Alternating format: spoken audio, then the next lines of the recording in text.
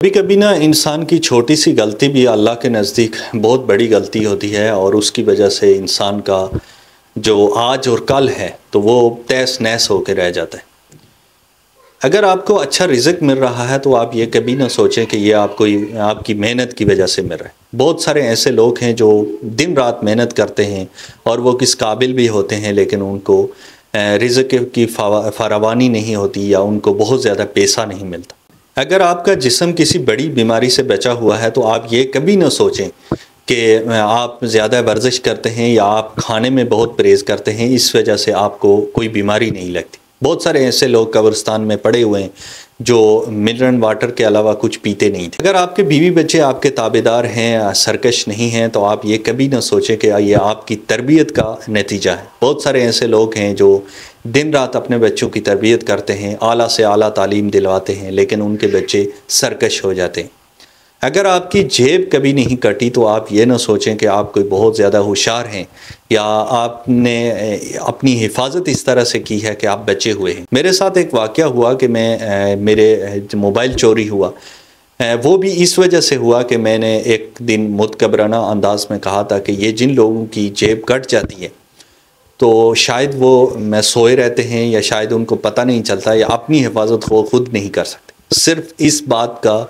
याद दिलवाने के लिए या इस बात को बावर करवाने के लिए अल्लाह ताला ने मेरे साथ भी वही वाक़या पेश आया कि मैं जागते और बिल्कुल सही हालत में मेरा मोबाइल मेरी जेब से चोरी हो गया। इंसान की फितरत है कि जब उसके पास पैसा आता है तो वो ये सोचना शुरू हो जाता है कि ये शायद मेरी वजह से है या ये जो मेहनत मैंने की है तो वो इस वजह से मुझे पैसा मिल रहा है। और साथ के जो दूसरे लोग होते हैं तो उनको कमी समझना शुरू कर देता है, उनके मजाक उड़ाना शुरू कर देता है, उनको कहता है कि तुम लोग मेहनत नहीं करते इसलिए तुम्हारे पास पैसा नहीं आता। लेकिन ऐसा नहीं है, अल्लाह ताला हिसाब लेता है। तो कुछ ऐसा होता है कि मेरे साथ एक वाक़या ऐसे पेश आया कि मैं दुबई में था तो वहाँ पर एक साहिब थे जो काफ़ी ज़्यादा मेहनत मजदूरी करते थे और बाद में उनके पास कुछ पैसे आ गए तो उन्होंने वो पैसे जमा करके एक कंस्ट्रक्शन कंपनी खोल ली और एक ऑफ़िस बनाया, शानदार ऑफ़िस बनाया और लोग रखे जो काम करते थे उनके आगे पीछे। ऑफ़िस बॉय था उनका, तो वो सारे मिल के तो उनके लिए काम करते। मैं उनको मिलने के लिए गया तो उन्होंने बड़े मुतकबराना अंदाज में अपने आप को बयान किया और कहा कि ये जो देखें जी मेरी मेहनत का सिला आखिर मुझे मिल गया। और ये जो मेरा उनके साथ एक दोस्त भी होता था तो मैंने उनके हाल पूछा कि वो दोस्त कैसा है, तो कहते हैं जी यार वो तो उधर ही पड़ा हुआ है, वो वैसा ही है, गरीब का गरीब ही रहेगा, वो मेहनत नहीं कर रहा या वो मेरी तरह अगर काम करता तो आज उसके पास भी कुछ ना कुछ आ जाता। तो खैर ये हमारी मुलाकात ख़त्म हो गई तो बीच में काफ़ी गैप आ गया, 10-12 साल का गैप आ गया और मेरी फिर उनसे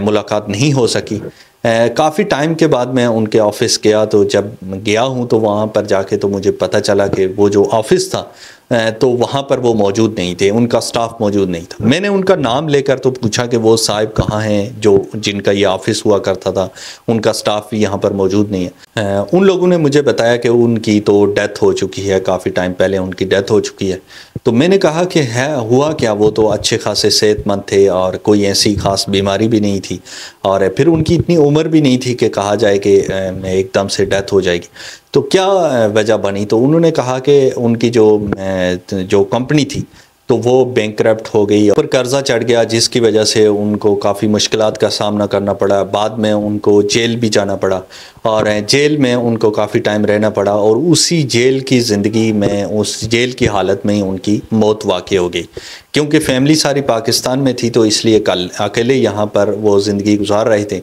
और उसके बाद से उनको मतलब कि दफनाने के लिए पाकिस्तान ले जाना पड़ा। बहरहाल ये सारी चीज़ें देख के तो मेरे जहन में वही पुराना मंज़र आया कि कैसे ये गोल चक्कर घूम रहे थे और गोल घूमने वाली कुर्सी पे बैठे हुए मुतकबराना अंदाज में कह रहे थे कि वो जो मेरा दोस्त है तो वो मेहनत नहीं कर रहा इसलिए उसे कुछ नहीं मिला। मैंने सुना था कि बादशाह फ़कीर बन जाते हैं, लेकिन उस दिन अपनी आँखों से मैंने किसी बादशाह को फ़कीर बनते हुए देखा। अगर आप चाहते हैं कि आपकी आजमाइश ना हो, आपके पास सारा कुछ हो लेकिन उसकी आजमाइश ना हो, तो ये 3 काम कर लें। अगर आपको रिज़्क मिल रहा है